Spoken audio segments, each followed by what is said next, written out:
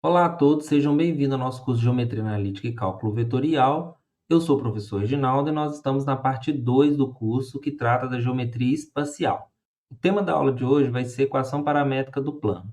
Depois dessa aula, você vai ser capaz de encontrar a equação paramétrica do plano a partir de alguns dados que forem dados a respeito do plano, como, por exemplo, 3 pontos do plano não colineares ou um ponto e 2 vetores não múltiplos. Antes de começarmos a aula, peço que você dê uma olhada na descrição do vídeo para ver se não tem nenhuma errada. Porque algumas vezes, depois de gravar o vídeo, eu percebo que tem algum erro de digitação ou um sinal trocado, que não interfere no entendimento da questão, mas que é bom você saber antes de assistir o vídeo para não ficar com nenhuma dúvida. Bem, então pegue seu papel e lápis que vamos começar os nossos estudos. Antes da gente deduzir a equação paramétrica de um plano, a gente vai definir dois conceitos, que são os conceitos de dependência linear e independência linear e o conceito de combinação linear. Esses conceitos também são muito importantes quando a gente vai generalizar todas essas coisas que a gente vê no curso de Geometria Analítica para dimensões maiores que 3, que é o caso da álgebra linear. Mas isso é um outro curso. Bem, vamos começar definindo esses conceitos no espaço que são mais simples. Primeira definição é a seguinte: dois vetores são ditos linearmente dependentes, e a gente vai indicar por LD para simplificar, quando um dos dois é múltiplo do outro. Então, a definição de dependência linear é bem simples.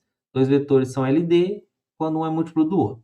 E dizemos que são linearmente independentes caso contrário. A outra definição é a seguinte: dizemos que um vetor W é combinação linear de U e V quando existem alfa e beta reais, números reais, tais que W é igual a alfa U mais beta V. Definição simples também. Agora vamos passar com essas definições a deduzir a equação paramétrica de um plano.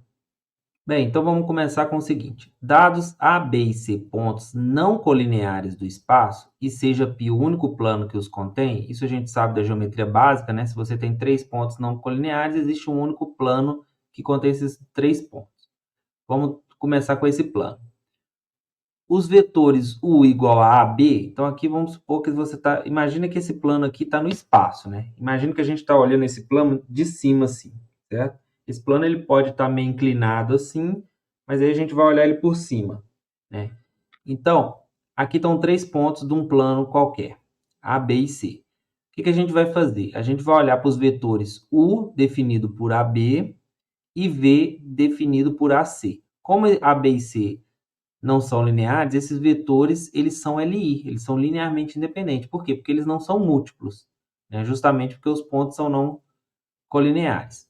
Então, a gente está com essa situação aqui, A, B e C, 3 pontos no plano, a gente vai olhar para os vetores U formado por AB e V formado por AC. E agora a gente vai pegar um ponto qualquer, um ponto P pertencente ao plano π. Então, pega esse ponto aqui, P, né? A gente tem esses vetores que foram definidos por A, B e AC, e agora a gente tem um ponto qualquer. E a gente quer determinar esse ponto a partir desses objetos aqui. Vamos lá. Um ponto P pertence ao plano π se somente se o vetor AP pode ser escrito como uma combinação linear de U e V. Isto é, P pertence a P se somente se o vetor AP é uma combinação linear desses dois vetores U e V. Ou seja, existem números T e S, tal que T vezes U mais S vezes V vai dar o vetor AP. Então, agora vamos mostrar como é que a gente escreve o vetor AP como combinação linear de U e V. Bem, aqui a gente está com a situação, o vetor U, o vetor V, e aqui está o ponto P. O que a gente vai fazer? A gente vai considerar a reta que passa por A na direção do vetor U e a reta que passa por A na direção do vetor V. Com essas duas retas, eu vou pegar um segmento de reta partindo de P até encostar nessa reta paralelamente a essa, assim, e depois a mesma coisa. Vou sair de P com segmento paralelamente a essa reta até encostar nessa outra. E esses dois pontos de interseção aqui vão me dar TU e TV, da seguinte forma, e SV, né? Ou seja, quando eu achei esse ponto de interseção aqui, o que eu vou fazer? Eu vou multiplicar o U pela constante T até ele encostar aqui nesse ponto de interseção, e depois a mesma coisa com o V. Vou multiplicar o V por uma constante S até ele encostar nesse ponto da interseção aqui. E aí, com isso, pela lei do paralelogramo, o que eu tenho? Eu tenho que o vetor AP ele é a soma desses dois, T vezes U e S vezes V. E isso eu posso fazer para qualquer ponto do plano, né? Posso pegar um ponto aqui, um outro aqui ou aqui, o raciocínio é exatamente o mesmo. Com essa construção, eu consigo mostrar que o vetor AP ele é a combinação linear de U e V, ou seja, existem T e S tais que AP é igual a TU mais SV. E esse T e esse S depende exatamente da posição do ponto P. Se ele tiver mais para cá, vamos ter T e S diferentes. Se ele tiver para cá também, cada posição vai ter T e S únicos que vão determinar o vetor AP como combinação linear de U e V. Bem, essa equação ela é dita equação paramétrica vetorial do plano π. E os escalares t e s são ditos parâmetros do ponto P. Então, é bem parecido com o que a gente fez com a equação paramétrica da reta, né? Só que a equação paramétrica da reta só tem essa parte aqui, t de u. Por quê? Porque a reta é unidimensional. O plano ele é bidimensional, então você precisa de dois parâmetros para determinar os seus pontos. A reta não, a reta eu preciso só de um parâmetro. Bem, agora que a gente já conhece a equação paramétrica do plano, né, vamos olhar para essa equação em coordenadas, assim como a gente fez com a reta. Suponha que A tem coordenadas x0, y0 e z0, U tem essas coordenadas e V tem essas coordenadas. E pega um ponto P qualquer do plano que está no espaço, por isso que ele tem 3 coordenadas. Então, a gente acabou de deduzir que o vetor AP ele é a combinação linear de U e S. Bem, com isso, vamos substituir as coordenadas nessa equação. E vai ficar da seguinte forma. Quem é o vetor AP? O vetor AP é as coordenadas de P menos as coordenadas de A.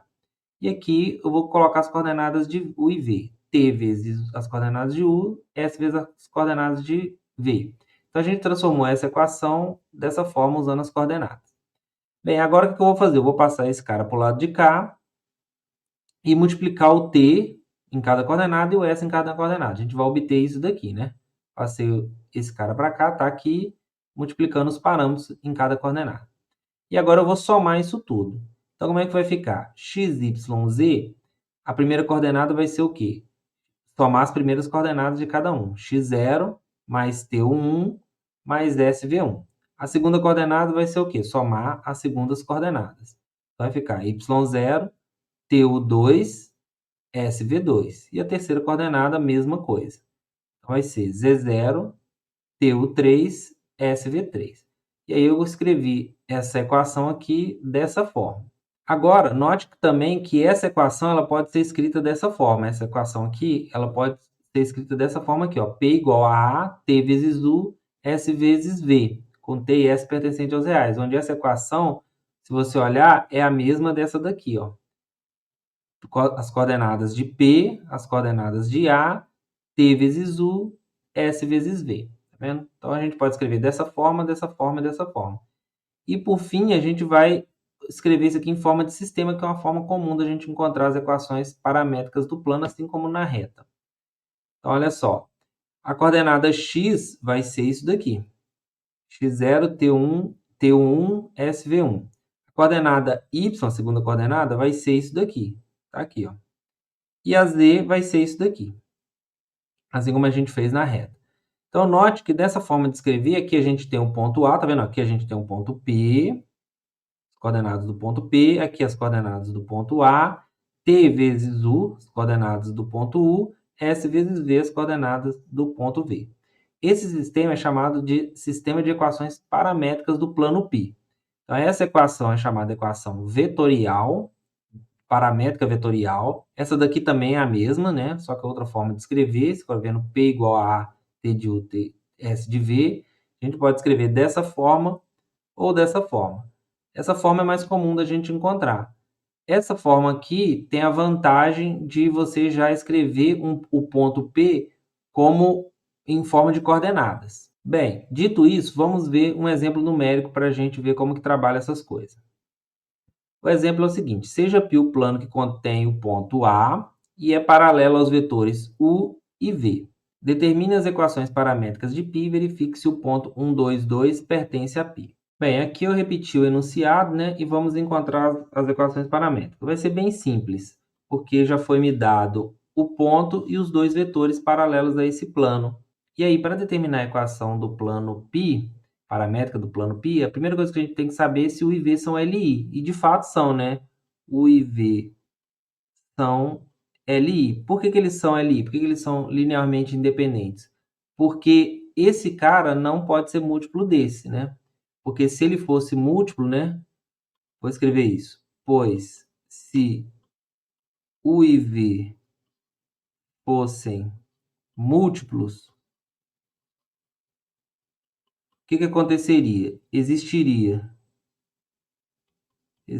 um lambda real, tal que U seria igual a lambda V. Mas isso implicaria o quê? Que 1 teria que ser igual a lambda vezes V, que vai dar lambda, lambda zero. Então, daqui você teria que 1 igual a zero, o que é uma contradição, né? Logo, U e V são LI. Bem, dava para ver de cara, né, que não poderia ser múltiplo, né? Bem, agora que a gente já sabe que os vetores não são múltiplos, as equações paramétricas do plano π ficam muito fáceis. Por quê? Vai ficar o seguinte, x, y, z, pela fórmula que a gente viu ali, eu coloco aqui nessa coluna as coordenadas do ponto A, 3, 7, 1, mais t vezes as coordenadas de um dos vetores, no caso eu vou pegar o u, então vai ser t, t e t, e o segundo parâmetro eu multiplico pelo segundo vetor, então vai ser mais s, S e S vezes 0 vai dar 0. Então, vai ficar com T e S pertencente aos reais. Agora, a segunda parte é mostrar que o ponto P igual 1, 2, 2 pertence a π. Verificar se ele pertence a π ou não. Como é que a gente faz isso? Então, as coordenadas desse ponto têm que ser substituídas aqui e achar T e S que atinjam esse ponto. Então, vamos fazer isso. O que eu tenho? Eu tenho que mostrar, então, que 1, 2, 2, verificar, na verdade, né? É igual a 3 mais t mais s, 7 mais t mais s, 1 mais t. Dessas três equações, da última aqui, eu tiro já que t tem que ser igual a 2 menos 1, 1. E aí eu vou substituir t nas duas outras. Vou ficar com isso daqui.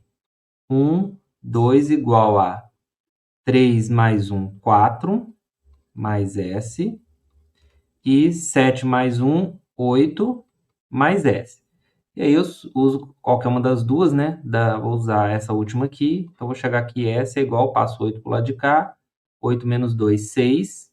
Né? Então, S é igual a 6. E nessa daqui, eu passo 4 para o lado de cá. Então, vou ficar com S igual a menos 3. Portanto, para satisfazer as três equações, eu preciso de dois valores de S. Então, esse ponto não pertence ao plano. Logo, P não pertence ao plano π. Agora, para finalizar, vou deixar vocês com um exercício análogo que a gente fez para trabalhar as equações paramétricas do plano, que é o seguinte: verificar que os pontos A, B e C não são colineares, que a gente precisa disso para gerar um plano, e determinar as equações paramétricas para o plano que os contém. Bem, então dá uma pausa no vídeo e tenta fazer, que eu vou mostrar a resposta logo em seguida. Vamos ver a resposta? A resposta é a seguinte: note que eu vou pegar o ponto A, posso pegar qualquer um dos três para ser o meu ponto fixo no plano. Vou pegar o ponto A, vou definir o U como AB, né? E aí você vai achar essas coordenadas, e o V como AC. Né? Esses pontos não são colineares porque AB e AC não são múltiplos. Daí, quem que vai ser as equações paramétricas desse plano? Vou pegar o ponto A, 1, 1, 0. O vetor AB, vou multiplicar por t, então vai ser 0 vezes t, vai ficar 0, menos t e t. E a segunda coluna aqui vai ficar S vezes as coordenadas de AC, que vai ser menos S, 0, mais S, com t e S pertencente aos reais. Com isso a gente termina essa aula. Como eu sempre digo, se você observou algum erro de digitação, alguma coisa, algum sinal trocado ali, algum erro mínimo que não interfere no desenvolvimento geral das questões, peço que você deixe nos comentários que eu faço uma errata na descrição do vídeo. Então é isso, espero que vocês tenham gostado e até a próxima.